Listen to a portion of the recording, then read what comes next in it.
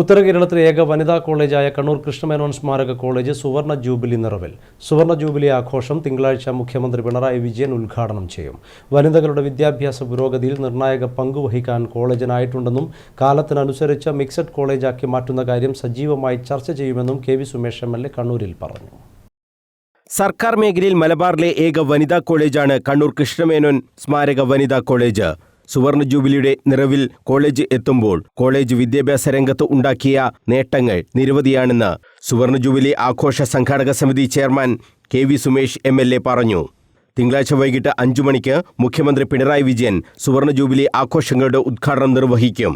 1 വർഷം നീണ്ടുനിൽക്കുന്ന വിവിധ പരിപാടികളാണ് സംഘാടക സമിതി ആസൂത്രണം ചെയ്തിട്ടുള്ളതെന്നും കെ.വി. സുമേഷ് അറിയിച്ചു. 30-ാം തീയതി വൈകുന്നേരം 5 മണിക്ക് ബഹുമാനപ്പെട്ട മുഖ്യമന്ത്രി സമയം തന്നിരിക്കുന്നു. അതോടൊപ്പം തന്നെ കോളേജ് ഓഡിറ്റോറിയം ഗവൺമെന്റിന്റെ പ്ലാൻ ഫണ്ടിൽ ഒരു 3 കോടി രൂപ 3.7 അല്ലേ ചെലവഴിച്ചുകൊണ്ടൊരു ഓഡിറ്റോറിയം അവിടെ 700 പേർക്ക് ഇരിക്കാവുന്ന നല്ലൊരു ഓഡിറ്റോറിയം അവിടെ നിർമ്മിച്ചിട്ടുണ്ട്. ഓഡിറ്റോറിയത്തിന്റെ ഉദ്ഘാടനവും 50 വർഷത്തിന്റെ ഉദ്ഘാടനവും ഉള്ള പ്രോഗ്രാമാണെന്ന് നിശ്ചയിച്ചിരിക്കുന്നത്. കൃഷ്ണമേനോൻ സ്മാരക പ്രഭാഷണ പരമ്പര, അംഗവൈകല്യമുള്ളവർക്ക് സൗജന്യ കൃത്രിമക്കാൽ നൽകൽ, പൂർവ്വ അധ്യാപക സംഗമം, പൂർവ്വ വിദ്യാർത്ഥി സംഗമം, ഡിപ്പാർട്ട്മെന്റ് തല പ്രഭാഷണങ്ങൾ, ഫുഡ് ഫെസ്റ്റ്, സാഹിത്യ ക്യാമ്പുകൾ, തൊഴിൽ പരിശീലന ശില്പശാലകൾ തുടങ്ങിയവയും സംഘടിപ്പിക്കും. സംസ്ഥാന സർക്കാരിന്റെ പ്ലാൻ ഫണ്ടിൽ നിന്നും അനുവദിച്ച 3.7 കോടി രൂപ ചെലവഴിച്ച് നിർമ്മിച്ച കോളേജിന്റെ ഓഡിറ്റോറിയത്തിന്റെ ഉദ്ഘാടനവും മുഖ്യമന്ത്രി നിർവഹിക്കും. കെ.വി. സുമേഷ് എം.എൽ.എയുടെ ഇടപെടലിനെ തുടർന്ന് സംസ്ഥാന ബജറ്റിൽ പ്രത്യേക പദ്ധതികളും കോളേജിൽ നടപ്പാക്കി വരുന്നുണ്ട്. 5 കോടി മുതൽ മുടക്കിൽ നിർമ്മിക്കുന്ന സ്പോർട്സ് ഹോസ്റ്റൽ, നീന്തൽക്കുളം ഉൾപ്പെടുന്ന ഗ്രൗണ്ട് നവീകരണം തുടങ്ങിയ പ്രവർത്തനങ്ങളും നടന്നുവരികയാണ്. 5 പതിറ്റാണ്ടിനിടെ വനിതകളുടെ വിദ്യാഭ്യാസ ഉന്നമനത്തിൽ നിർണായക പങ്കുവഹിക്കാൻ കോളേജിന് കഴിഞ്ഞതായി പ്രിൻസിപ്പൽ ഡോക്ടർ കെ.ടി. ചന്ദ്രമോഹനും പറഞ്ഞു. ഉത്തര മലബാറിൽ പെൺകുട്ടികൾക്കായുള്ള ഏക കോളേജാണ് കണ്ണൂർ വനിതാ കോളേജ് കൃഷ്ണമേനോന്റെ പേരിൽ അറിയപ്പെടുന്ന കോളേജ്.